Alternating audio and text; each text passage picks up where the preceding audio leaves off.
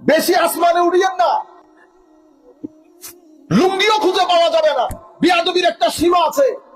আর একজনে করে বিয়াদবি, 10 বিয়াদব মিলে তার বিয়াদবির উপরে আবার এটাকে এন্ডোর্স করে।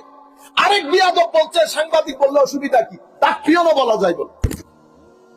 আপনি চিন্তা করতে পারবেন আল্লাহর জমিন কেন ফেটে এই সমস্ত বিয়াদবগুলোকে খায় না, আসমান কেন ভেঙে পড়ে না, আল্লাহ পাক জানে। বিয়াদবির একটা শেষ আছে বেটা।